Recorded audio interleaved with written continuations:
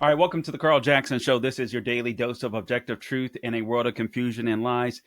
Call me whatever name you want. I absolutely love what President Trump did with Nicolas Maduro. We're going to be talking about that. Obviously, he has captured Nicolas Maduro. I don't think this is going to start World War III. I know there's a lot of people out there. This is not what we bargained for. This is not what we voted for. I'm not one of those people. Again, that's why I'm saying you can call me whatever name you want. I absolutely love this. I believe in the long run, this will save taxpayers money. I've seen some conservatives online. Hey, this isn't what we bargained for. How is it that we're not taking care of the American people? I believe we're taking care of the American people. All you have to do is sit back and look at the amount of people that have died in the United States from drug overdoses that have been imported through partly through Venezuela, through Nicolas Maduro, particularly in the last several years. The numbers are absolutely insane. So if you're worried about tax dollars, I don't know. How about all of the taxpayers that are dead as a result of the drugs that have been sent into this country? And I do think that's a war on America. Obviously, you have China working in the region. You have Hezbollah that is working in the region with Nicolas Maduro that have their own little island right off the coast, I believe, of Venezuela. I mean, it's insane. This is insane. So I'm sorry, when you have a bunch of hundreds of thousands of taxpayers, American taxpayers, that are literally being murdered, I don't think it's intentional. Of course, these people want power. Of course, these drug lords do. But when you have Nicolas Maduro literally sending out these unmarked ships with oil, getting around the Western Hemisphere, enriching our enemies, in bed with Russia, in bed with Iran, in bed with China, I think we have a duty to secure our nation. And I do believe that that's America first. And I do think this is more than a foreign policy issue. I do believe that this is a domestic policy issue. I can guarantee you all of the moms and dads that have lost their children from drug overdoses. And listen, I'm not blaming all of those drug overdoses on Maduro per se, but there's no doubt that those countries, that those dictators and China wanted to flood the zone with these drugs for the sake of power, but also, I believe, for the sake of waging war on the United States of America. So I want more taxpayers alive. All right. So I think that helps, frankly. I know that's not an argument that you're going to hear a lot, but that's why you listen to the Carl Jackson Show. Also, please subscribe to my show. All right. We're live now. We're on Apple, we're on Google, we're on Spotify, YouTube, Rumble, or actually that's where you can go to get the podcast if you want to listen to a later time. But check us out live. Obviously, we're on YouTube. If you're watching us live now, we're on X. We want to grow our audience there. So if you can help us out, share this podcast. We would certainly appreciate that. Also, I look at it in this way. There's going to be a lot of Venezuelans if eventually, and I do believe that it'll happen, Venezuela is made into a country again where people can live peacefully. I mean, that was a very wealthy nation at one point in time until these dictators took over. You had Hugo Chavez that had American oil companies come in and restructure the framing and pipelines and all this kind of stuff for oil, to get oil out and to be able to ship oil, and then murdered some of the people. I mean, just absolutely insane. So this is what Trump is talking about when he said they stole oil from us. They absolutely did.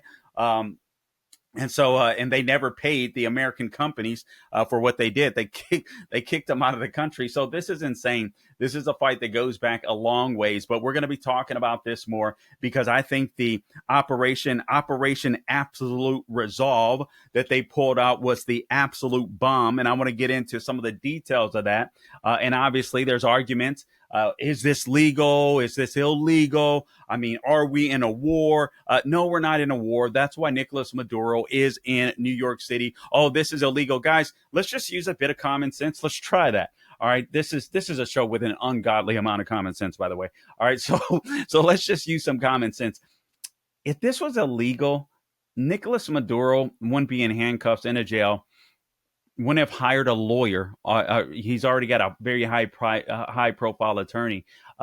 If this is illegal, he'll go through the court process. He'll be in and out. But we all know that because he's going through the court process, this is not illegal. This is not a war. This is what the Trump administration is arguing. This is not a war. And with the War Powers Act, I believe you have 48 hours to be able to inform Congress. So you have a lot of Democrats going crazy for nothing. But again, this is not a war, so there wasn't a need for a War Powers Act.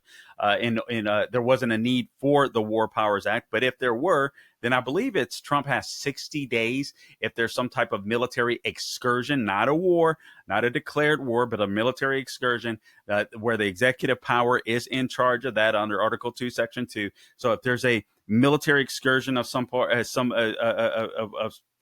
of some consequence, then Trump has the power to be able to do that from the executive branch. And other presidents have done that. I'll read an article from you a little later from Greg Jarrett of Fox News, a brilliant attorney that you see oftentimes obviously on Fox, one of their analysts, and we'll get into that momentarily. But I want to go through the gamut. I want to go through, you've got Mamdani, and I struggle with this. I got to be completely honest with you guys. I struggle with bringing up Mamdani a lot because I don't want to put his name and keep his name in the forefront. But also he's part of the news, so it's like, yeah, what can you do? You got to talk about the news. I just don't want to prop this guy up, except to talk about his failures. And I gotta be honest with you. A couple of days, I was sitting here worried, and I was thinking to myself what Rush Limbaugh said, and I believe I mentioned this on air. I hope he fails. I hope he fails. And then I got a little nervous because I started thinking, what if this guy does do a better job than I expect? He's calling himself a communist or a democratic socialist. There's no such thing. He's a communist. All right. He wants to take over the means of production. Now they want to gaffle property. They want to take away private property. We'll get into that. The individual isn't important. We'll get into that. I mean, this is all scary stuff. But I'm tying all of these stories in together because this is exactly what Mamdani is spewing. I don't even know that he understands the full-blown consequences of his stupid thinking. But the fact of the matter is, what his thinking looks like when it's brought into full fruition is Venezuela. It's what a lot of Venezuelans, both here in Florida and some other places across the country, they're sitting out there celebrating the fact that Nicolas Maduro is no longer in charge. Now, it is going to be a process because we do want to make sure that somebody else in there, obviously a Venezuelan, is running things. They got running things. They've got a great team in place. They're going to work with the United States instead of our enemies that want to literally attack us and destroy us in our own hemisphere. That's absolutely, it's just insane. But if Mamdani were everything he wanted to bring to fruition were to come to pass, then you would have a Venezuela. This is what literally 8 million, nearly 10 million people escaping under Maduro. I believe it's Maduro. Maybe it's Maduro and Chavez, but I believe it was under Maduro. Escaping the strong arm of Nicolas Maduro. And that's what Mamdani wants to bring to New York. People just don't realize it. You get a bunch of white liberals out there. I saw some Venezuelans that were like, you guys don't know what the heck you're talking about. People that actually experience real oppression, real socialism, real communism, real Marxism under the strong arm of Nicolas Maduro. And they're sitting out there debating in the streets with a bunch of liberal morons that have no clue what it's like to live under a real dictator. They would not be. If Trump was a real dictator, guys, I want you to just use your common sense. If Trump was a dictator, they wouldn't be out in the streets protesting like that. You know what happened to people in Venezuela? You know what happens to people in China under real dictators? When they go out in the streets and protest, they get shot. Look at Iran. Thank God the Iran protesters seemingly have had enough to the point where the Ayatollah Khomeini is literally thinking of an escape plan, considering an escape plan to Moscow, believe it or not, if things don't calm down. So I hope they catch him. I hope they beat his old behind. I do. So I'm sorry. Some people deserve to die. He's one of them. But what we're experiencing in the United States, it is an oppression. Trump isn't a dictator. He isn't a tyrant. The reason why we know that is because people can keep saying it without consequence. And also we've got the Minnesota scandal that continues to blossom. Governor Tim Walz says he's out. He's not running for re-election. And that's the least of his worries. I think before it's over, he may have to resign if they find out that he's been getting a lot of campaign funding from some of these, turning a blind eye to a lot of these welfare schemes that were overwhelmingly perpetuated within the Somali community. If he was getting a lot of money from that, meanwhile saying he was investigating fraud, knowing there was fraud, he could be in some serious trouble. All right, so we're gonna take a look at that. Man, there's so much to get to. The news simply does not stop. Also, I was hoping. Oh, okay. I was hoping that John Lott would come on. Apparently, he's actually trying. Apparently, he's trying to get in now. So we'll try to take care of that during. He try to take care of that during the break because I would love to bring him on. He wrote a great column last week. We'll see if we can get to it about the horrific crimes that illegal immigrants commit, and they do commit crimes at a much higher level than the American citizen does. It's the complete and utter lie when you hear the Democrats or liberals say that illegal immigrants commit less crime than American citizens. That simply is not the case. That simply is not true. And so hopefully we can get John Lott on. We'll try to send him a link, see if he can join us momentarily. You're listening to the Carl Jackson Show. We will be back in a few.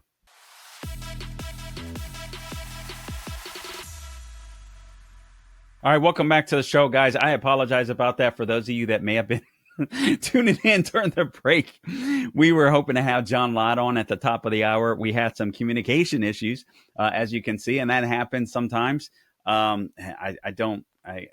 anyway, hopefully we will get that resolved because I really would like to talk about. I'll go through his column and go through some of the data. I touched on it, but barely last week. But I think this is extremely important because I think it all ties in. But I do want to go through, meanwhile, while we determine whether or not we're going to be able to get John at this point in time, because I know he had a previous engagement. And John Lott is the president of the Crime Prevention Research Center. You guys may know him from the book, More Guns, Less Crime, as well as many other books, lots of columns, tons of research. Started off as an economist, statistician, but he started looking at gun crime and I mean, just does phenomenal work for the Second Amendment, and the left just totally turned against him once he started doing that. But I want to go through Operation Absolute Resolve and just give you some of the details because I do think that it's amazing what they were able to accomplish with this. And I just took some notes because, believe it or not, NBC News had some of the better. It actually had some of the better takes. It's weird because these left-wing organizations, I can't stomach listening to their or watching their news coverage. Even CBS, I know that Barry Weiss is transitioning CBS to make it something more respectable, and I pray to God that works out and that comes to fruition. And I believe at some point it will. Maybe it'll be a more moderate, or at least a liberal or Democrat leaning news organization with some real journalists there. Okay, so we got John in the lobby. I'm going to go ahead and bring John up, and I appreciate you guys being patient with me. I just think this is a really important conversation to have in lieu of what's going on, not frankly just with Maduro, but what we see happening in New York with Mamdani and all. Hey. John, a lot, man. I appreciate it. I am so sorry for the communication mix-up. Okay, so we're live, so we're just going to go through this as quickly as possible. I'm speaking to John R. Lott Jr. of the Crime Prevention Research Center. I think I did a video over the weekend, and I called it Crime Research Prevention Center. So anyway, we got that corrected. But John, I'm glad you were able to come on. Again, forgive us for the mix-up here. No problem. But here's the deal. You wrote a great column in the New York Post, frankly, as you're apt to do. New data reveals the horrific truth about illegal immigrant crime. And I think this is particularly important given what we're seeing. You have President Trump rolling back some federal funding in some particular states that aren't cooperating with ISIL and et cetera. But there's this mantra out there. There's this narrative out there from the left that illegals commit far less crime or less likely to commit crime than American citizens. But that's not true, according to the data that you found, particularly in the state of New York. Tell us about it. Right. There are a lot of problems that the advocates for open borders don't admit with the claims that they're making. I can go through that. But just to give you an idea, so there's some new data that came out for New York State. And ICE has put in detainers for 7,113 illegal aliens who are currently incarcerated in the state prison and jail system. That's an underestimate of the number of people there for multiple reasons. One reason is obviously New York is not assisting ICE in identifying whether illegals are incarcerated in the state. You also have it so that over the course of this year, ICE officials will go to courthouses when an illegal is being arraigned or charged or convicted, and essentially take them into custody at that point. And so they never get into the prison system. And so obviously they're going to be underrepresented compared to their share of the crime that's there. And there are other points that we could get into too. But that 7,113 is an underestimate. And if you compare it to the state prison population and jail population, there's slightly over 50,000 people incarcerated in New York State. 7,113 represents 14%. Now, if you compare it to the share of the general population in New York, which are illegals, the highest estimate is given by Pew, which is 4.1%. So basically, the 14% is almost 3.5 times higher than their share of the general population. So they're way overrepresented in the incarcerated population relative to the general population. These are... Go ahead. Go ahead, John. I'm sorry. Go ahead. These are people who have been convicted of murder, child rape, robberies, aggravated assaults. These are many violent criminals. And it doesn't deal with the fact that over the course of this year, since January 20th, last year, you had almost 7,000 illegal aliens were released from prisons and jails in the state, people who had been convicted. And so, anyway, but they were not, ICE was not notified of their release, so they were just put back out into the general population. This is so frustrating. And just to reiterate some of the things that John said, and then there's a trick that they do I want to talk to John about momentarily here, and we're running short on time with him, so I'll get to that as quickly as possible. But again, over 7,100 of currently incarcerated inmates in New York are illegal aliens, a population, and he's written about it at the New York Post. New data reveals the horrific truth about illegal immigrant crime. 50,800, just over 50,800 inmates in the New York state jail and prison population. And again, 7,113 of them are illegal aliens. That doesn't count the ones that you just heard him say it, that are captured, if you will, or that ICE arrest inside of, when they're preparing for court, so on, et cetera. So it is just a complete and utter lie to believe that a lot of people that are coming from countries that are not assimilating to this country, that are coming here illegally, are committing less crime. Mamdani is a big fan of so-called migrants, but a lot of illegals, just given these percentages, particularly in New York, commit crime at a much higher rate.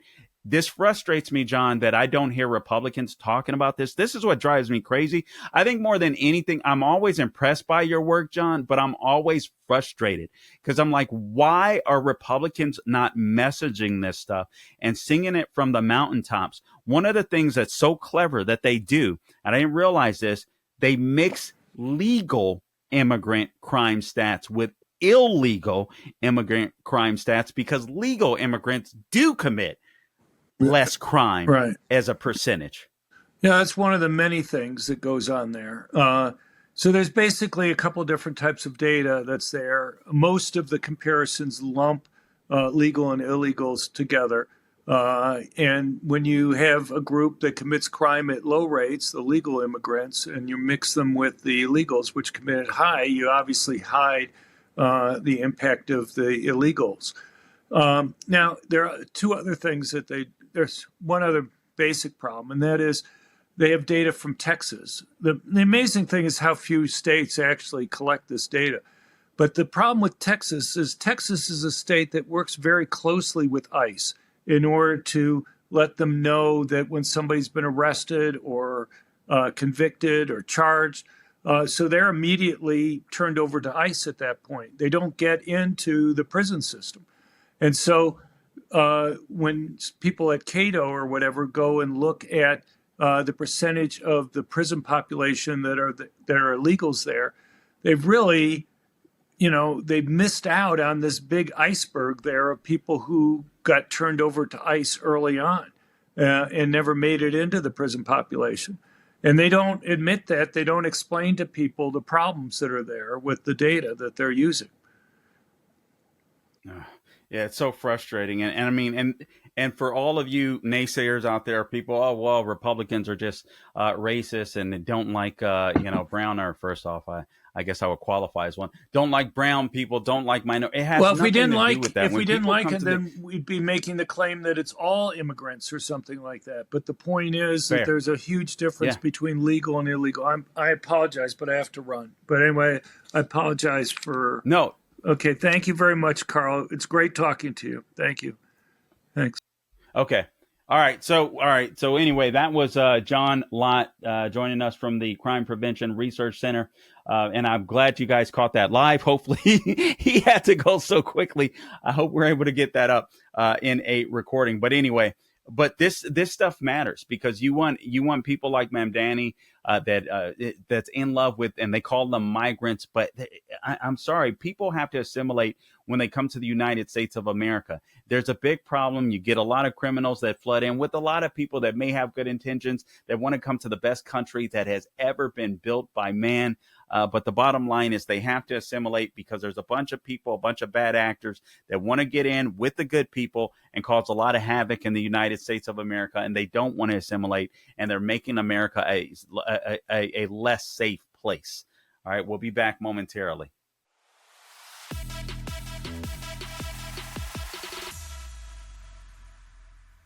All right, guys, I appreciate you joining us. And again, thank you for being patient with us. John Lott had to come in and out.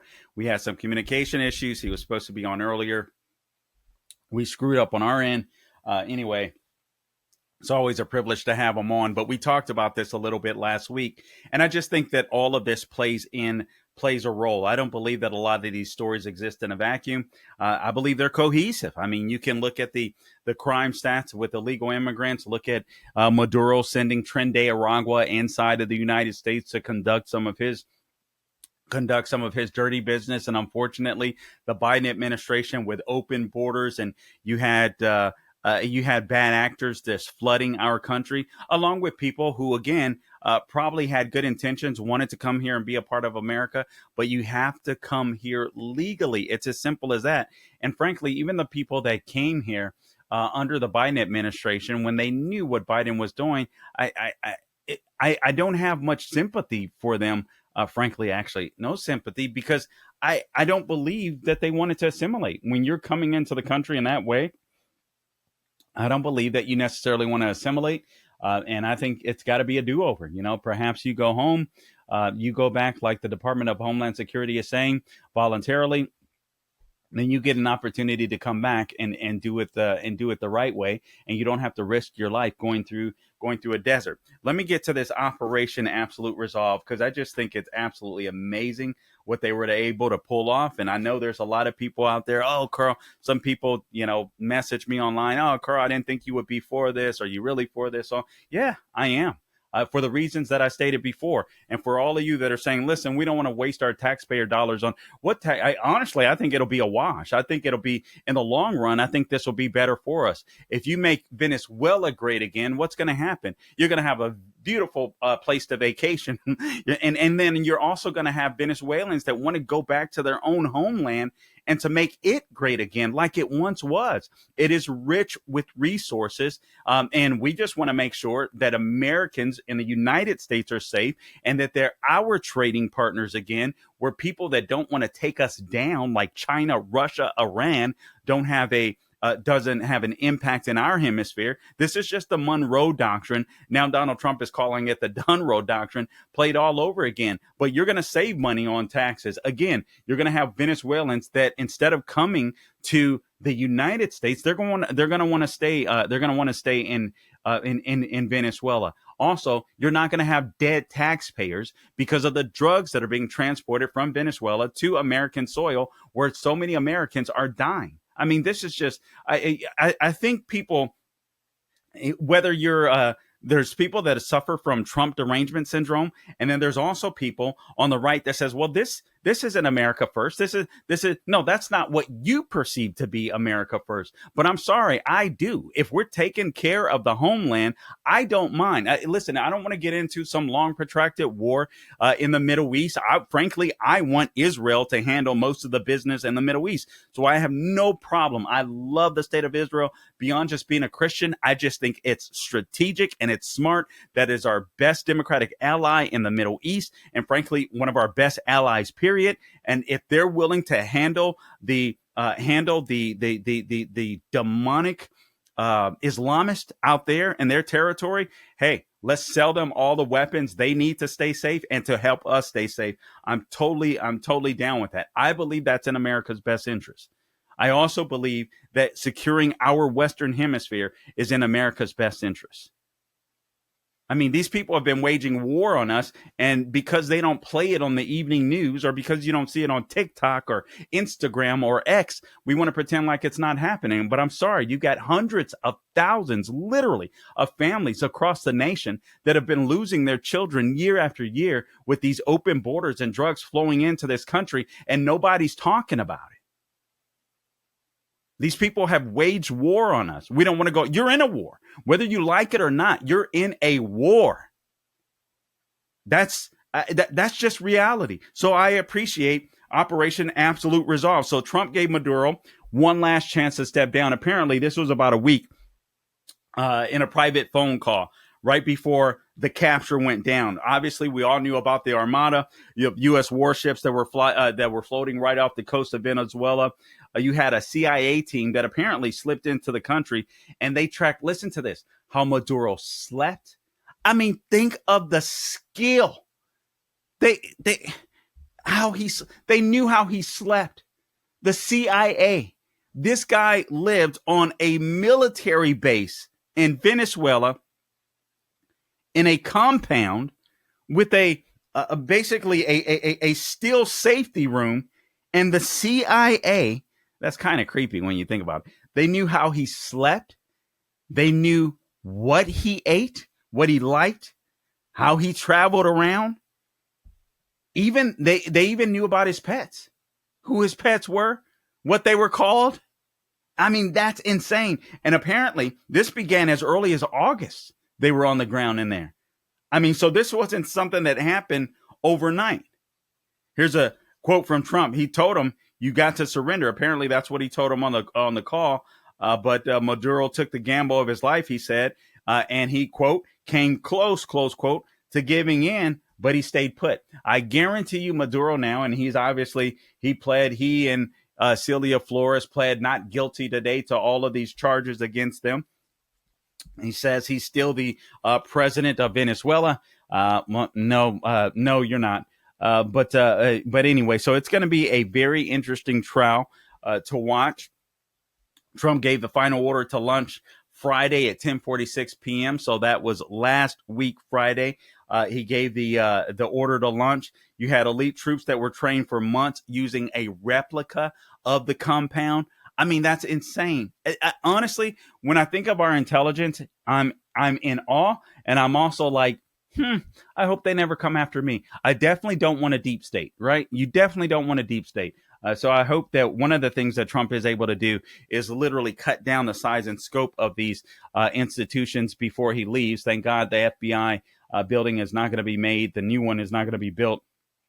Rather in Washington, D.C., they're going to use the facility that they have already in, I believe it's in Huntsville, Alabama. A lot of these agents are going to be focused on their local area, state, so on, et cetera. But so I believe that's a good thing. But I believe there's a long ways to go to cut out the deep state. So hearing this story, I mean, I'm in awe, but at the same token, this is why you don't want a deep state. The capabilities that these people have are absolutely insane. Again, they used a replica of Maduro's compound.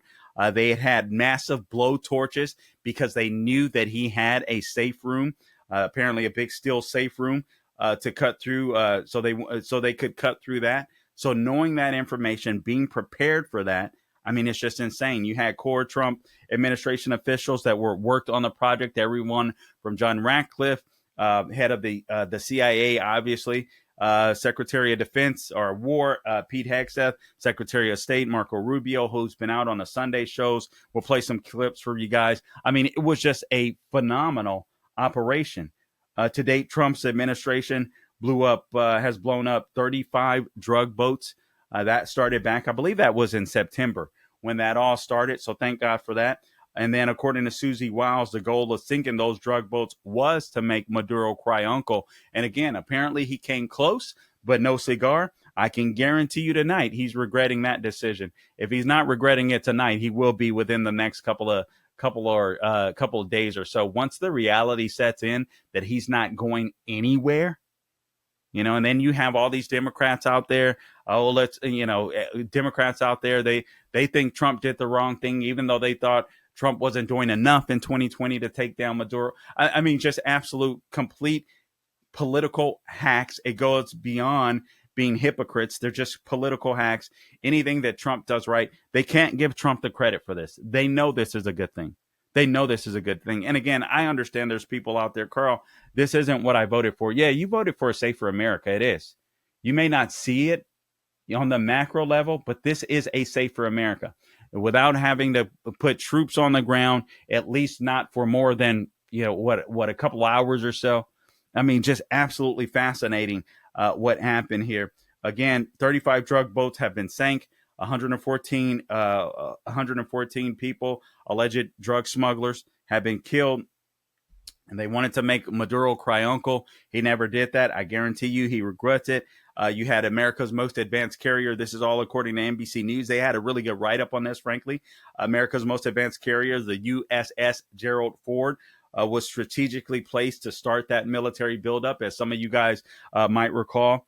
While working on the capture of Maduro, Trump. In the meanwhile, this is what's cool too, because you didn't know what's going on. Remember, just a couple of weeks or so ago, he ordered strikes in Nigeria against ISIS. Oh, see, Carl, he's ADHD, he's scattered brain, he's all that. No, remember, he's got this Middle East peace deal working out in, obviously in the Middle East. You've got Iran that is still trying to build a bomb or restore bomb capabilities out there. And so you had Netanyahu come into the White House talking about that. But also this was part of the strategy to make sure that ISIS doesn't go wild, like they did under Barack Obama, like they did again under Biden. This is to make sure that ISIS doesn't go wild in Africa, in the Middle East. And so that's what's happening there, obviously protecting Christians as well, which I absolutely love. All right, so more of this on the other side. You are listening to the Carl Jackson Show. We'll be back momentarily.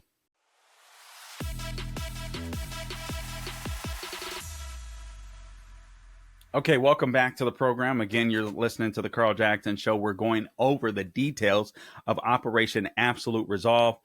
We do have some video that I'm going to be showing you because we're tying a lot of stories together, how illegal alien crime is worse. I hope you were able to tune in. If not, make sure you subscribe to the podcast where you can check out John R. Lott Jr. From the Crime Prevention Research Center. Just a fantastic guy. Absolutely. Just amazing when it comes to stats, proving particularly or especially in the state of New York, illegal immigrants commit way more crime than their population. 3.5 times they commit 3.5 times the crime as their population represents. It's absolutely insane. I think they represent 3.5% of the population or so in the state of New York, and they commit at least 14% of the crime. And honestly, the numbers can be more. The numbers could be more. Given the fact that ICE goes into courtrooms sometimes arresting these people and not inside of the jail cell. So they're not always taken to the jail or prison system. So just something you should know. But getting back to this Operation Absolute Resolve, I'm just in awe of what took place. I have the utmost respect for our military personnel that are willing to risk their life and take on stuff like this. And go and I mean our elite forces that can go in and do stuff like this, to go into a military compound where people, sadly Americans, were injured, but nobody killed. And I pray to God those injuries aren't serious, because you're always concerned when you hear of a military injury. You hope it's not to a point where there has to be an amputation or something to that degree. But I do know they took out at least 32 of the security forces, Cuban security forces, as a matter of fact, that were guarding Nicolas Maduro. So our guys went in, they did their thing, they captured Nicolas Maduro. Apparently, it was so swift, he was caught off guard. He couldn't even make it to the safe room in time. So that's just amazing work. While working on the capture of Maduro, I'm just going through my notes. Trump had ordered wind and cloud. Trump ordered, man. Oh, I talked about that. I'm sorry.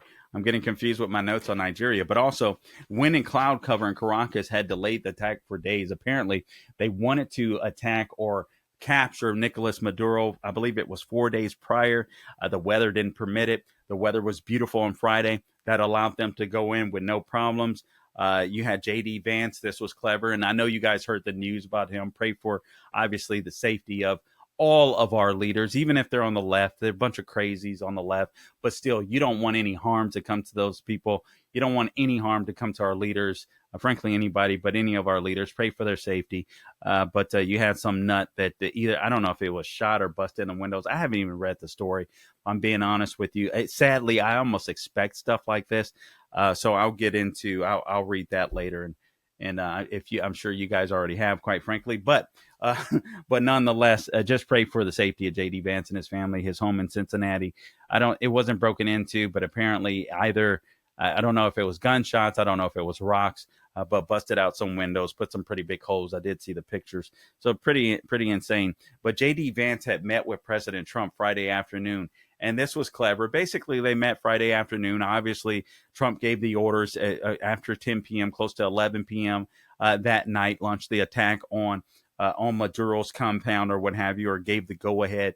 But J.D. Vance wanted to make sure, and President Trump did, that there wasn't his detail, going to the White House at night where the media would be tracking what he was doing. Well, why is VP Vance going to the White House at night? Blah, blah, blah. Tip off Maduro.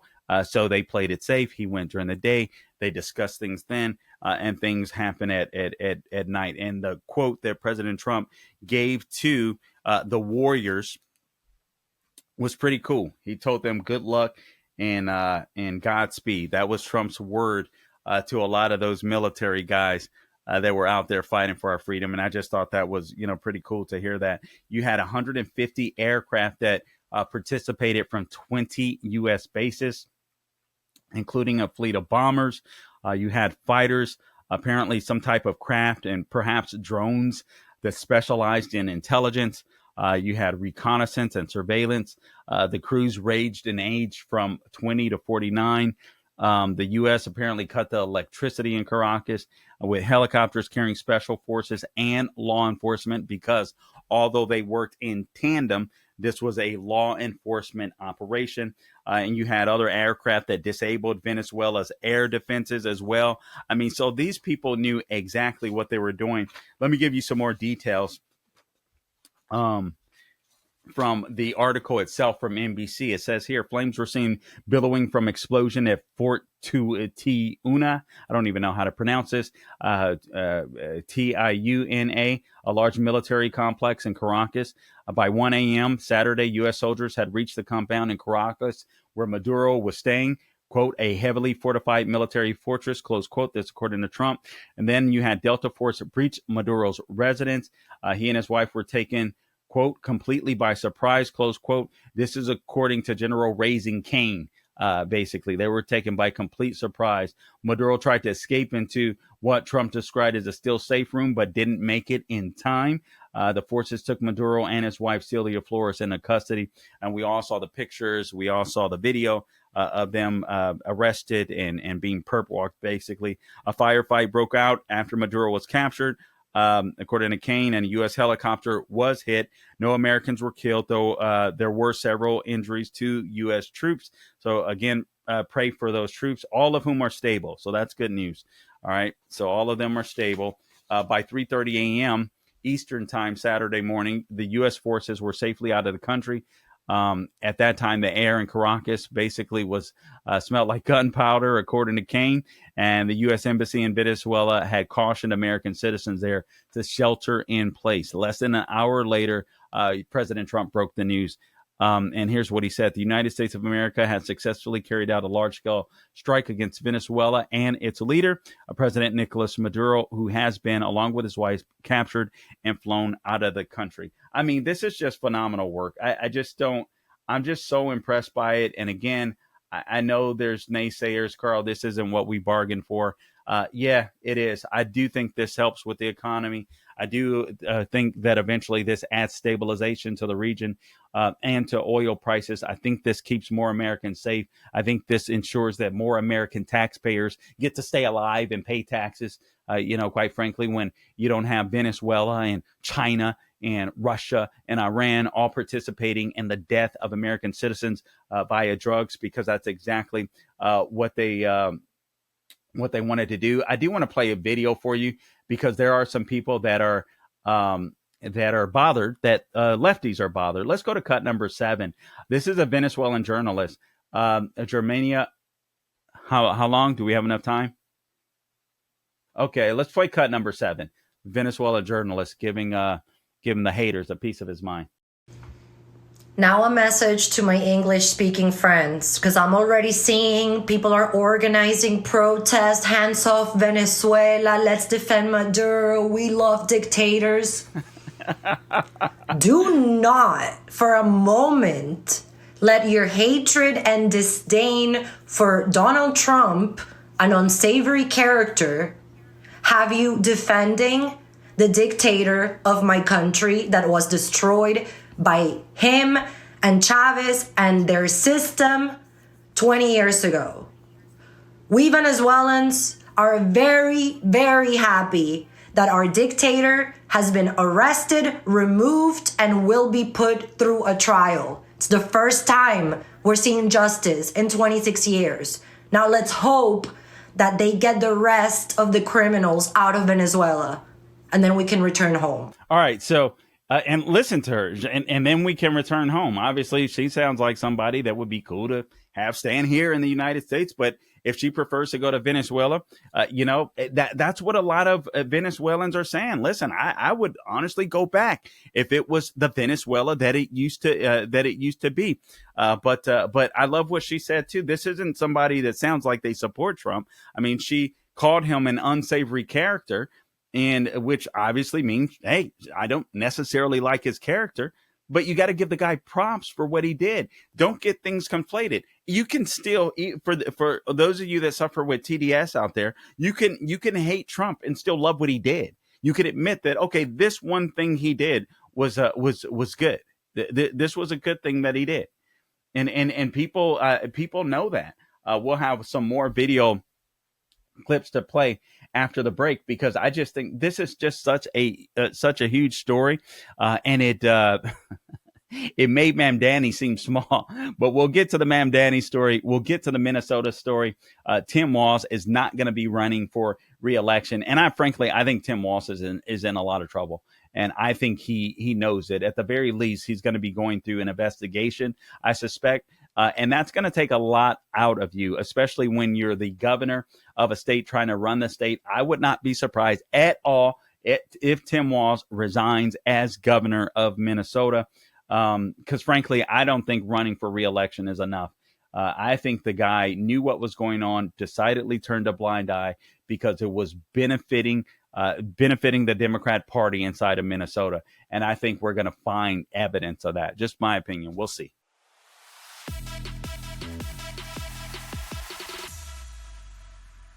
Number one, most of the experts that people have on television, I watch these experts and it's clown hour. Okay, these are people that have focused their entire career on the Middle East or some other part of the world because that's where all the action was. Very few of them know anything about Venezuela or the Western Hemisphere. Venezuela looks nothing like Libya. It looks nothing like Iraq. It looks nothing like Afghanistan. It looks nothing like the Middle East other than the Iranian agents that are running through there plotting against America. Okay, these are Western countries with long traditions among their at a people-to-people and cultural level and ties to the United States. So there's nothing like that. So I think people need to stop ascribing the apples and oranges here, the apples of the Middle East to the oranges of the Western Hemisphere. But do you... Number two, this is about the national interest of the United States. And what I'm confident of is we are in a safer and better place because we're taking it seriously. The alternative would have been to leave Maduro there as an indicted drug trafficker, illegitimate president, running the country, open invitation for all of our adversaries to do whatever they want against the United States from Venezuela. That was not going to continue.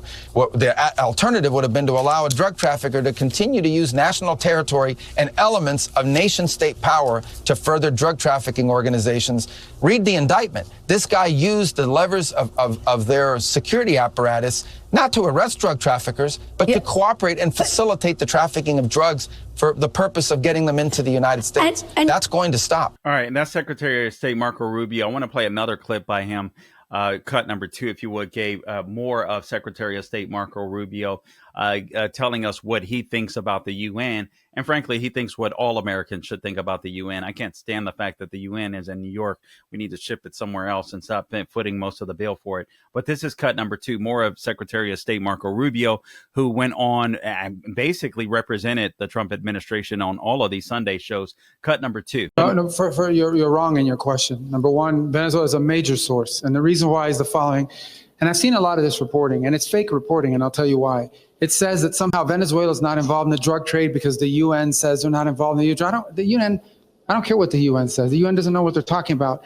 Maduro is indicted by a grand jury in the Southern District of New York. That means the Southern District of New York presented the evidence to a grand jury, and a grand jury indicted him. And then a superseding indictment came out that was unsealed about a year and a half ago that specifically detailed Maduro's actions. So number one, let there be no doubt, Nicolas Maduro is an indicted drug trafficker in the United States, and he's a fugitive of American justice. Okay, I want to play you a couple of flashbacks, too, of Democrats, what they had to say, and then I'll close this out shortly because a few more details that I'd like to give you from this operation. Oh, Lord, I forget the name.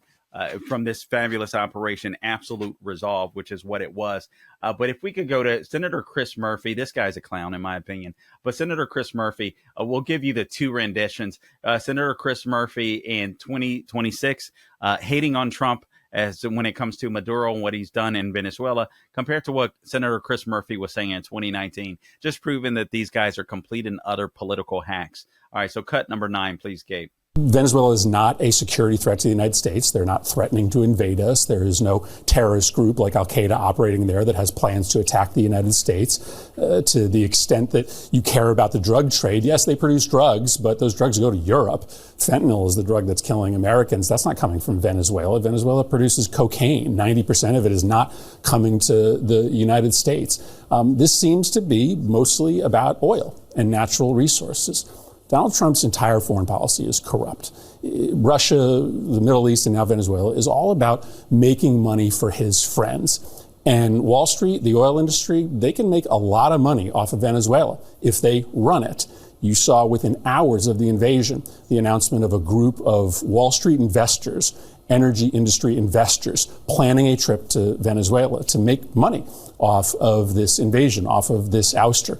So unfortunately, once again, you're seeing that this president's foreign policy, the invasion of Venezuela, the ouster of Maduro, is about making his crowd filthy rich. It has nothing to do with American national security. Can I just go back? All right, so that's Chris Murphy there. Let me go to cut number 20, if you could. This is Chuck Schumer in 2020. Criticizing Trump for not bringing an end to the Maduro regime. So the Democrats can't make up their mind. Wherever Trump is, they have to be on the opposite end of Trump's opinion, the opposite end of Trump's policy. This is the Democrat Party. That's what they live to do, which tells you there's nothing that they want to get done. They're not interested in solving anything. They're not interested in getting helping out the American people, in my opinion. It's just make Trump look bad so they get back in power. Here's what we know about the Democrat Party. They are absolutely horrible when it comes to governing.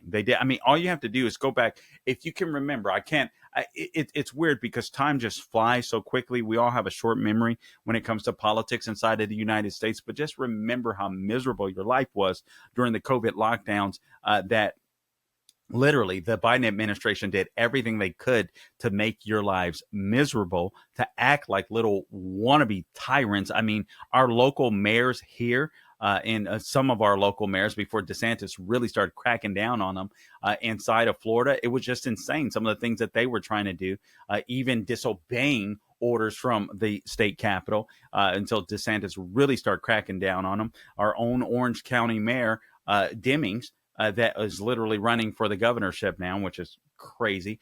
Pray to God he doesn't win. But all you have to do is go back and remember what the Democrats love power, but they don't have any real solutions. I look at my own county in which I live, and where all these beautiful buildings have been built, but the homeless encampments and homelessness is just as pervasive. During the COVID lockdown era, where a lot of these Democrats were so strict on businesses, a lot of these businesses went out of business because we literally had a mayor going around with some church leaders, that were, if businesses were breaking curfew or doing things they shouldn't during COVID, literally fining them. I mean, it was insane. It was insane. And finally, DeSantis had to crack down on that. But that's what Democrats are all about. Do we have enough time to play cut number 13? We have more of Secretary of State. Oh, let's play 20. Let's play 20. Okay, we'll play 20, and then we'll play more of Marco Rubio, just because I love how he did a great job over the weekend smacking down some of these liberals that pretend to be journalists on these networks. Cut number 12. Actually, I think it is, Gabe. Cut number 12. He brags about all these things he wants to do or is doing, but his actions belie his words. Maybe the best metaphor was his claim to bring democracy to Venezuela. There was a big policy there. It flopped. If the policy was working, Juan Guaido wouldn't be in the balcony here. He'd be in Venezuela. He'd be sitting in the president's palace, or at least waging a fight to win. He's here. And the president brags about his Venezuela policy? Give us a break. He hasn't brought an end to the Maduro regime. The Maduro regime is more powerful today and more entrenched today than it was when the president began. All right, so a lot of clips that I'm playing for you, Gabe, actually, this particular segment, but I want you to see them. I think they're pretty important. So that's where Chuck Schumer was in 2020, right? He wanted Trump to take Maduro down, or so he said. But now that Trump has done it, not so much. Now he thinks Trump has done a bad job. This is a video that went viral over the weekend. This is Secretary of State again, Marco Rubio. He basically making Margaret Brennan look like a fool after she demands answers over why the U.S. didn't arrest Nicolas Maduro's henchmen. If we could go to cut number 13.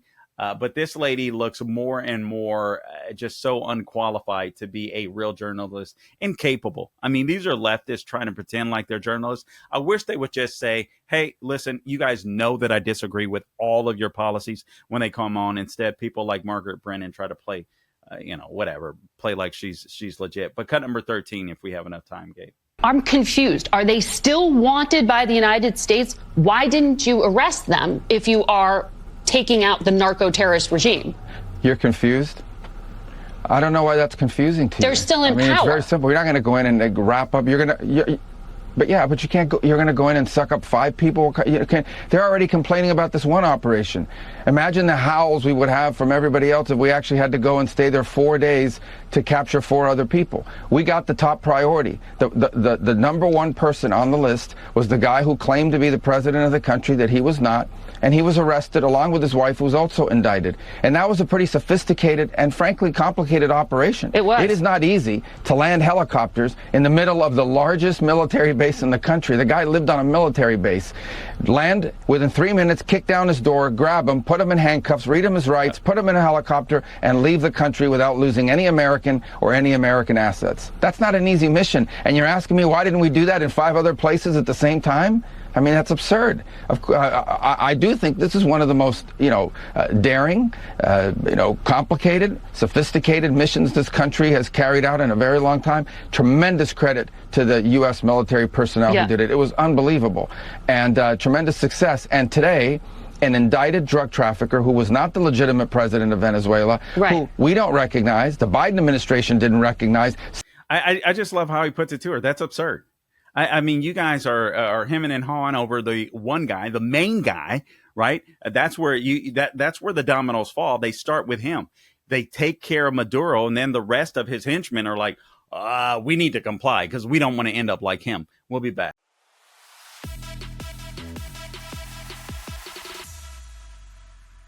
All right, welcome back to the program. Let me just give you a few more details.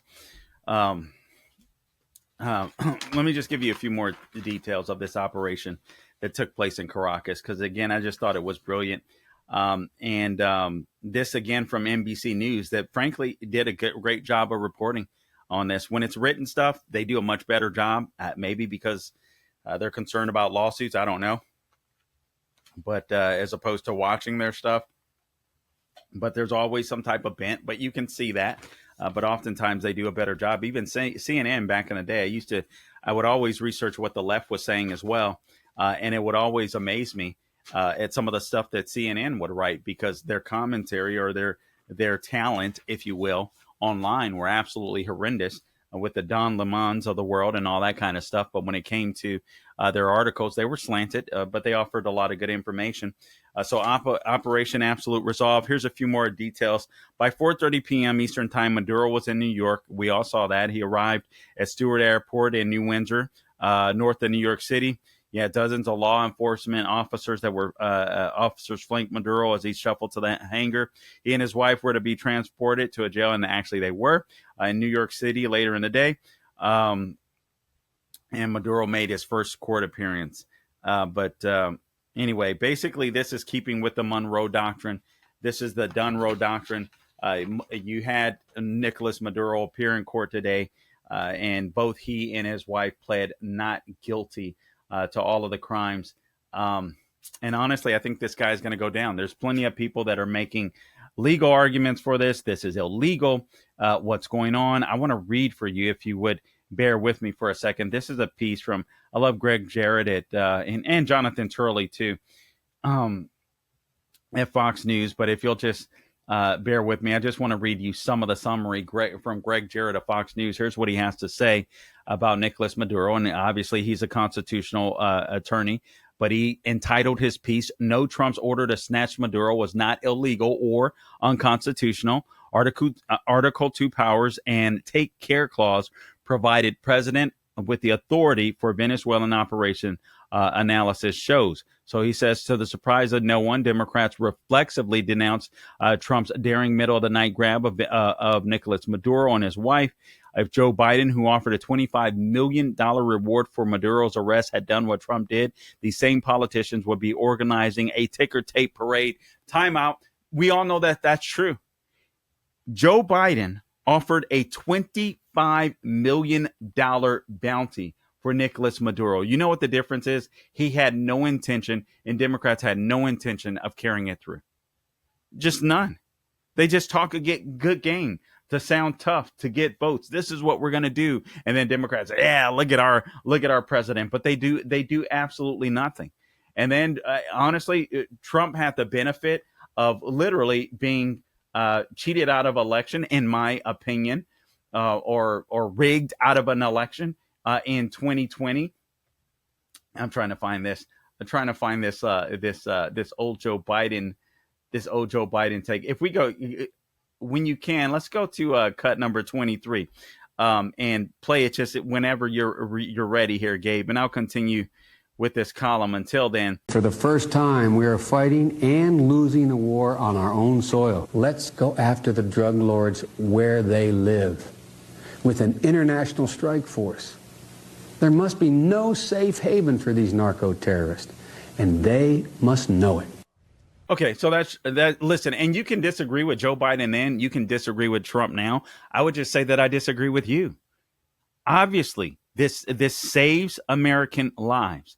Look at Chris Murphy. Oh, I mean, Venezuela. I mean, just cocaine, as if cocaine is never laced with fentanyl. Just cocaine, as if Venezuela isn't working in tandem with China, Russia, Iran, which we know they are. I mean, these people are just—they're not serious. They're not serious. I mean, helping an American citizen. It isn't about hating Trump. That's all they have. They have hate and they have anger. They don't have solutions. That's why they do so horribly every time they get in. They get in office and govern.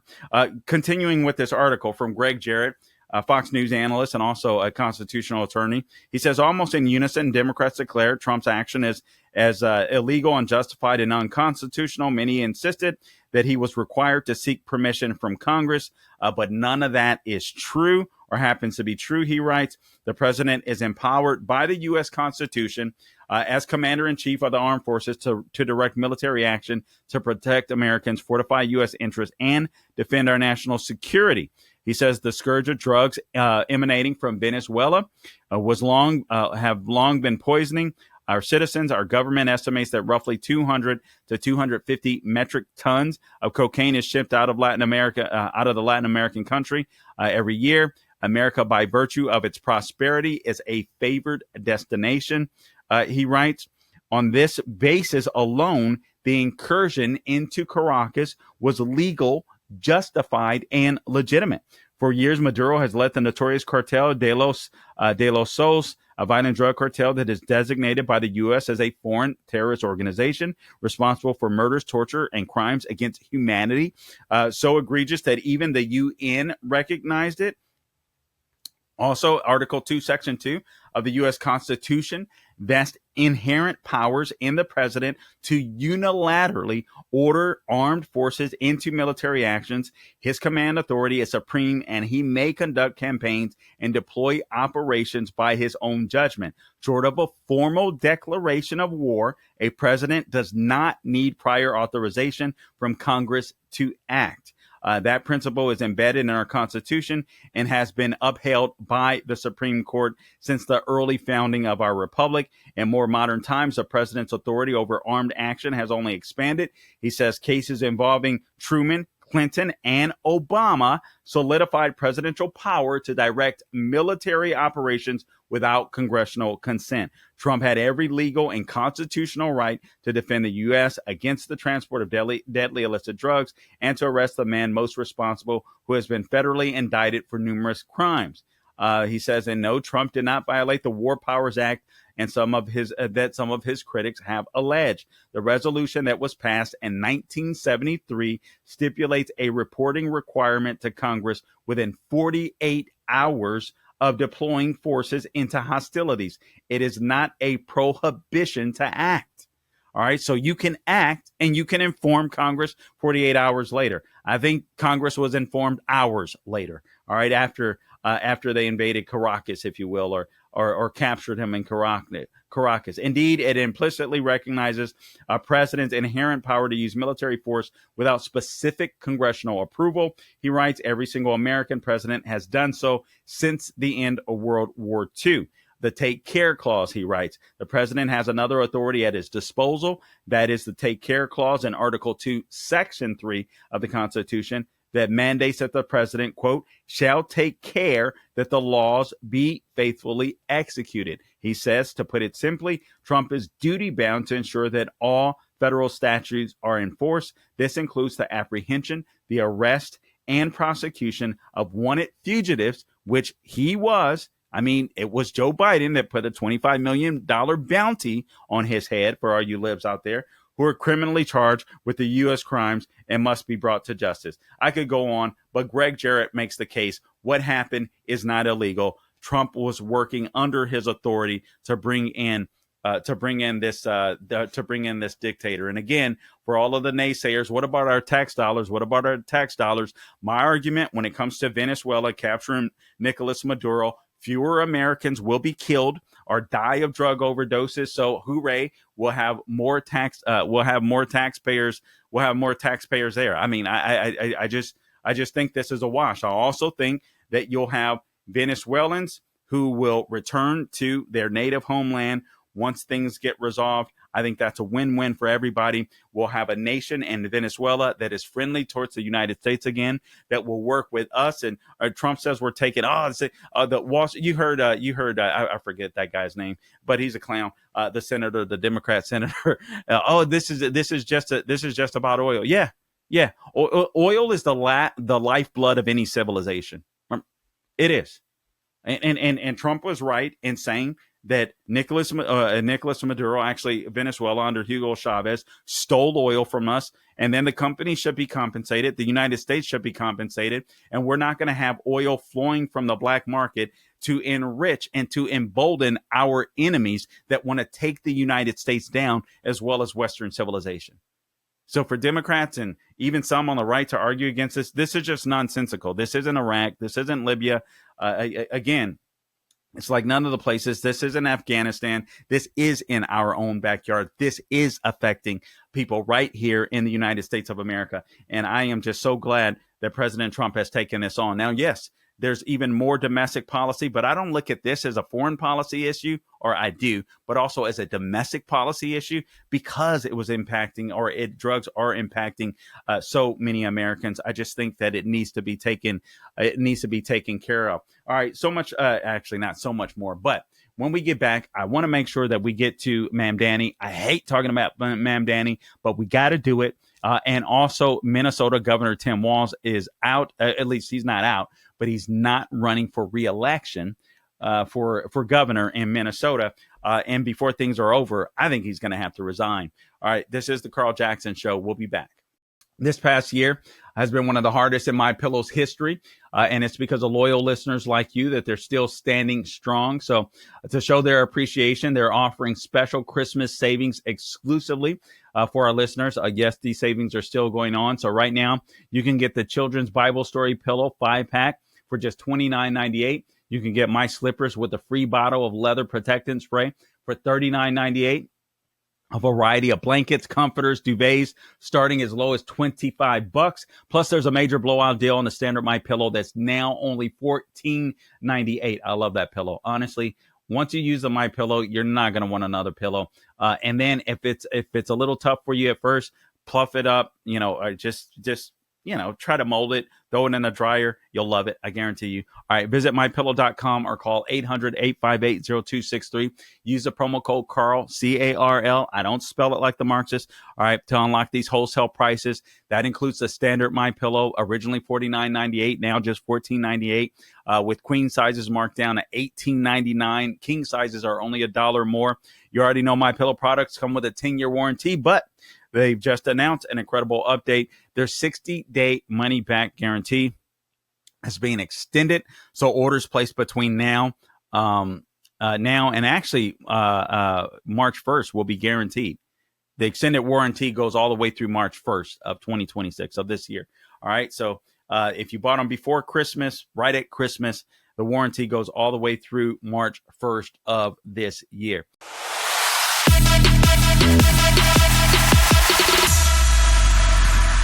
All right, welcome back to the Carl Jackson Show. Again, your daily dose of objective truth in a world of confusion and lies. All right, so we got to talk about Mamdani. We got to talk about Minnesota Governor Tim Walz, because Minnesota Governor Tim Walz will be no more. Actually, I think why don't we start there? I was reading an article from the New York Post. I don't know if I posted it on my laptop, forgive me, or on my phone. So let I check real quick here. But the governor is going to be gone. He is no longer running for a third term or for governor of Minnesota. And keep in mind, this was a guy just a year ago that Kamala Harris, which really tells you how great she is, handpicked Governor Tim Walz to be her right hand man, to be her vice presidential running mate. And immediately the guy came out and he just looked like and sounded like a clown. And then we found out this was the governor that presided over the BLM riots in Minnesota, where essentially he actually told the Minnesota Police Department or Minneapolis Police Department when it was being broken into and vandalized and set on fire. Basically let it burn. I mean, it's just absolutely insane. This guy is a complete and utter weakling. If I recall correctly, Minnesota had a $16 billion, I believe it was, surplus. I may have these numbers a little off. When he came into office, now they have like a $6 billion deficit. We know of the Feed Our Future scandal. We know of the daycare scandal with the Somalis. And I got to be honest with you, I don't like the Somali welfare scheme fraud that's going on in the communities in Minneapolis and Minnesota. But if these people are coming to the United States knowing that they can go to a place like Minnesota and just live off the government because it's going to be allowed. I mean, Tim Moss, AG Keith Ellison, the local city council, so on, etc. These people are enabling this. I frankly, the argument is many of these leaders in Minnesota turned a blind eye simply because these people were black. I don't think that's it. Maybe that's part of it, but I don't think that's all of it. I think a major part is these people realize, hey, listen, we can scheme money from the federal government. This is going to hook up the Somali community. Whatever they're doing, I see no evil. I hear no evil. What we're going to do is fight for the Somalis, and the money from the federal government is going to be put into our coffers, our campaign coffers. I really think that's what was going on. Now, will the DOJ be able to prove that? I hope so. Because I think somebody needs to go down for this. You can't have $9 billion plus in fraud. $9 billion. The New York Post made a great argument, and I'm paraphrasing. I mean, $9 million. Can you imagine how much money can go to the local state coffers in the state of Minnesota? Not to mention nationwide. If Minnesota can disperse some of that, I mean, keep in mind, their guy in Minnesota, I forget his name. His name escapes me right now. But the guy that's leading the DNC, he hails from Minnesota. I mean, you just have to wonder. But again, New York Post had a great column. Tim Walz jumps ship, leaves fraud scarred. Minnesota Dems in big trouble. So again, he's going away. He's not gonna run for governor, and I suspect it's because he's going to be under investigation. He might be under indictment. I could be wrong, but I don't think I am. I mean, obviously, the seat is getting too hot. He's become a liability to the Democrat Party, and frankly, I thought he was if you can imagine, the guy was a liability to Kamala Harris's campaign. He's certainly a liability to Democrats in Minnesota. You guys remember his crazy nut wife at one point, and forgive me, I'm trying to cut back on using names, calling people names, but his wife said some really crazy stuff. You guys remember during the George Floyd riots, the Democrat riots, the BLM riots, 2020, when her city was burning, she talked about how she opened up the window and loved the smell of the burning tires. That's sick. That's sick. It's just weird. And this was the guy that was calling people weird. So Democrats are a little scared. They say now you have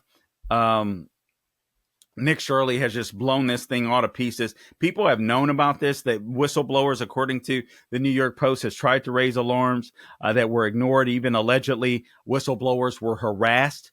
All right. It wasn't convenient for Walz and friends to notice what a key constituency was up to. And again, they go into how Kamala Harris, this was the running mate just 14 years ago.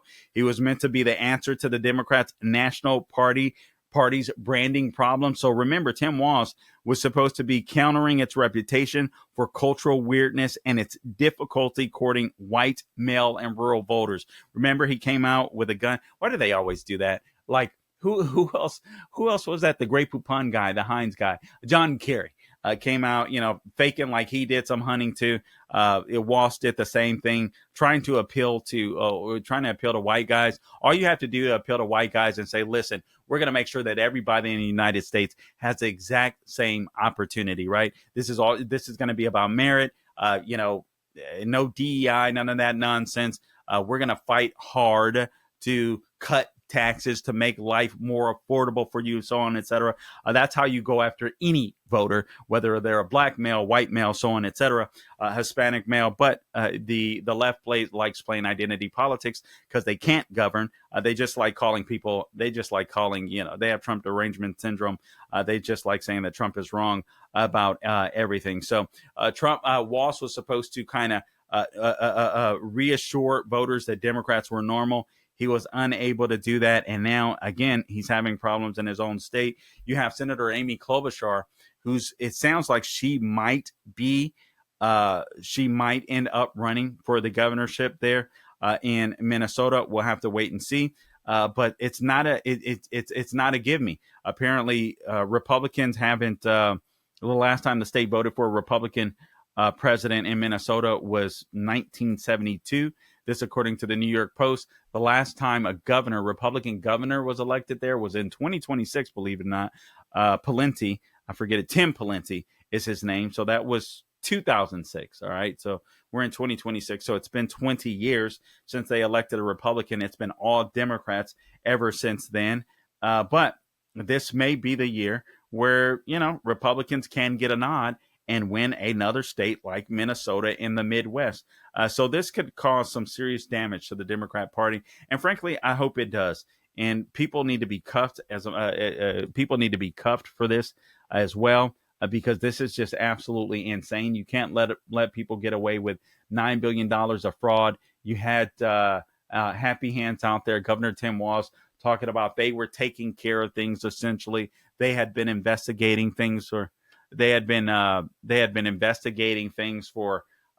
years, ever since he's been in office, virtually. And I'm like, you've been investigating, you haven't got anything done. It took Nick Shirley going down and exposing these fraudulent daycare centers, who they were claiming, kids were coming in from 2 to 6. You've got video that resurfaced of parents literally going inside of some of these daycares where they would drop their kids off and then just, drop their kids, not even drop them off, take their kids in, bring their kids right back out. They would basically get a kickback for making sure their kids came and enrolled. But they kept this nonsense going forever and ever and ever and ever. And now these people are going to pay the price. If we have time, let's go to cut number 18. This is Tim Walz. He believes that allowing billions of dollars of taxpayer funds to be stolen by Somali fraudsters was doing his job as governor. We'll see if that's what he has to say. Cut number 18, please, Gabe. So I've decided to step out of this race, and I'll let others worry about the election while I focus on the work that's in front of me for the next year. I'm passing on this race with zero sadness and zero regret. I did not run for this job to have the job. I ran for the job to do the job. So why didn't you do the job, Tim? Why did you let Minneapolis burn? Why did you take the state into billions and billions of dollars of debt? And now it looks like we know where a lot of that debt went. I mean, this is absolutely insane. And now he's not going to run for re-election because he wants to do his job. Finally, he wants to do his job. And now I think he wants to get his ducks in a row. Because I think he's absolutely, absolutely terrified. I forgot to show this earlier, but Anna Navarro of The View had to admit that this is a very happy day to see Nicolas Maduro go down. Now, she had to offer a caveat that, when somebody, I think it was Sonny, that asked her, well, do you like the way he did it? And she was like, well, it's two things, right? You don't have to like that, because she has to still appeal to her liberal friends. Otherwise, she won't get that big paycheck from The View. But nonetheless, I mean, it's just some more news out there. So anyway, Governor Tim Walz is out. When we get back, I want to talk about, just spend a segment talking about Mamdani, because Mamdani is going to be a disaster for New York City. And frankly, I hope that they get it bad. I hope that they get the worst Mamdani experience possible. And I hope that they can't leave. These are real live communists that are running New York City now.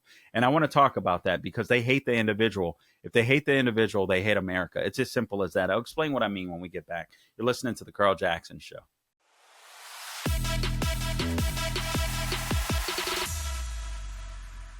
All right, welcome back to the program. I got to talk about Gabe's new best friend, Mayor Mamdani, New York City. I hate saying that. I'll just be honest with you guys. was just saying this offline as well. I hate talking about this guy because I hate elevating his name. I think that what they're going to try to do, and I've said this, frankly, I've been saying this for years, but I think eventually what the left is going to try to do, they'll use somebody like Mamdani to say, you know what? Foreigners should be able to run, not foreigners, but immigrants, that immigrated here legally should be able to run for president. I think that's what they really want to try to accomplish with Mamdani. We'll see if this happens. But this guy is a true communist. I want to play a clip that went viral last week, and then a couple more clips, some things that we found out about some of the staff within his administration that is just blood curdling, just crazy. And the first thing that he did when he got into office, in case you guys didn't hear, is basically all of the anti-Semitic protections that Mayor Eric Adams put in place by executive order before he left office. Mamdani and his little commie friends, his anti-Semites within his administration, just wiped that away. So if you're Jewish and you voted for Mamdani, honestly, I want to say some very mean things. But I won't. I won't, except to say, I hope that you get everything you voted for. I really do. All right, let's go to cut number 5, please. This was the cut that went viral last week. We will replace the frigidity of rugged individualism. Okay, so let's play that. I'll tell you why that's so dangerous for American society. We will draw this city closer together. We will replace the frigidity of rugged individualism with the warmth of collectivism. If our campaign demonstrated that the people of New York yearn for solidarity, then let this government foster it. Because no matter what you eat, how you pray, or where you come from, the words that most define us are the two we all share: New Yorkers. All right, so look at all the SEALs out there clapping for this guy. But the warmth of collectivism, like the warmth of collectivism they're feeling in Cuba, the warmth of collectivism they were feeling in Venezuela, that literally has Venezuelans, and I forgot to play the video, celebrating on the streets. I mean, even people that may not have voted for Trump, just celebrating, so happy that the dictator that literally killed family members, that forced them to eat, they have, again, the resources in Venezuela are plentiful, and you had people eating their pets. That's how bad it's gotten in Venezuela. When they have huge oil reserves, they have gold reserves. I mean, it's insane what's happening to these people. But the individual is a very important thing, rugged individualism. And he's using individualism, obviously, as a pejorative. You understand that that's what makes America great? That every single one of you that are watching this show right now, you're important. Our founders recognized that's how we were able to abolish slavery. That's why we can say that it was such a stain, because it wasn't just, they weren't blacks, and African slaves weren't just property. And honestly, you had servants before them, Irishmen and so on. They weren't just property. They weren't just servants. They weren't just things that we could own. They were individuals. They're people. That's what set America apart from the rest of the world. That's why slavery ended here. We understand that every individual is created by God, endowed by certain inalienable rights. That's what we understand in the United States of America. And he's throwing shade on that. There's this reference book that I oftentimes will flip through. It's called Understanding the Times. I love it. I use it as a reference book pretty frequently. The religious worldviews of our day and the search for truth. I might do a podcast just on the worth of the individual, because I think it's needed with a Mamdani coming up, and there'll be plenty of fodder. But let me just read you some parts of this under this subtitle, The Inherent Worth of the Individual. It would seem at this point that the Christian sociologist is the most pessimistic of all sociologists, since he perceives man as constantly making the wrong decisions. But in reality, God's saving grace makes the Christian position the most optimistic.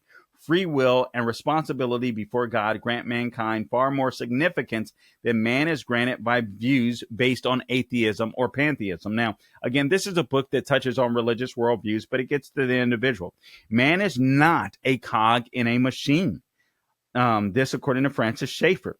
He is not a piece of theater. He really can influence history. That's every single one of you out there, male or female. You can influence history. Mamdani doesn't believe that, except for himself, ironically. From the biblical viewpoint, man is lost but great. The Christian perspective sees every individual as valuable and capable of making an important contribution to society, while other sociologists view the individual as basically helpless in the face of societal pressures. The Christian sees every individual as free and therefore capable of influencing society. To the Christian, the individual is more important than any institution or society. C.S. Lewis drives this point home by observing that atheists think nations, quote, nations, classes, civilizations must be more important than individuals because the individuals live only 70 odd years each and the group may last for centuries. This is what Mamdani believes. But to the Christian, individuals are more important for they live eternally, and races, civilizations, and the like are in comparison the creatures of a day. This is why this is a Christian nation. Judeo-Christian values, Judeo-Christian principles. We value the individual. Collectivists don't. You're just a cog in the wheel. And you've got SEALs out there clapping to this nonsense. Yes, I'm not important. I'm not unique. I'm not made in God's image. That's what they're clapping for. Use me any way you want to, Mamdani. Use me for your purposes because I'm just a useful idiot. That's what they're saying. I mean, this is just crazy. Let me find this. New York City Mayor's tenant. Oh, let's go to cut number 4. This is New York City Mayor Mamdani's tenant director, Che Weaver or Say Weaver, CEA Weaver. Let's roll that cut number 4, please, Kate. I think the reality is that for centuries we've really treated property as an individualized good and not a collective good. And we are going to transitioning to treating it as a collective good and towards a model of shared equity will require that we think about it differently. And it will mean that families, especially white families, but some POC families who are homeowners as well, are going to have a different relationship to property than the one that we currently have. A different relationship to property. So this white liberal trick, it's always some white liberal Karen, right?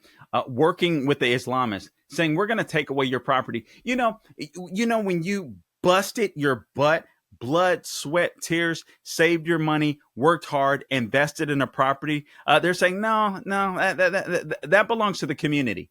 You didn't build that. You didn't buy that. That belongs to the community. That's what this chick in Mamdani's administration is saying. She is a straight out communist. She's going to take away your property. Well, I mean, isn't it nicer to share with people? That's not sharing, that's stealing.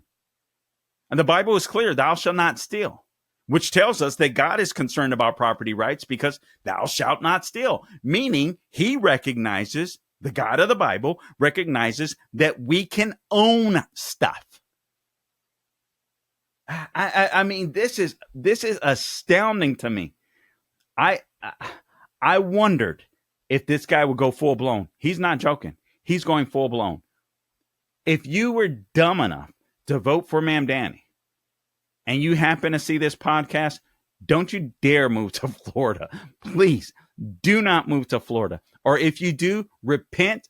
Make sure that you realize you made a stupid mistake and you vow to never vote for a Democrat or a leftist ever again. And anybody that tells you that things are free, you understand government has no money except the money that they take from you. Oh, we're just going to tax the rich. We're just going to tax the billionaires. You can tax every billionaire, including Elon Musk. You can take everything they own, and that'll literally be enough to fund the federal government for months. for months. And then it's over. So who do they come for next? They come for the working man and woman. They come for the impoverished that have a little bit of chips, right? Because it's the warmth of collectivism. Guys, rich people can move, and rich people will move. And for all of you people that voted for Mamdani, when they move, and they will, when they stop renting out their buildings, and they will, then you're going to get the real Mamdani treatment. You're going to feel the warmth of collectivism, but that warmth is going to feel like poo. That's going to be that's going to be the warmth that you feel, because it's going to be really bad. It's going to be really nasty. I'm going to do some deep dives on the value of the individual. We have to, with the person like Mamdani in office. Guys, until next time, do not grow weary doing good. God bless you. Thank you so much for checking us out live.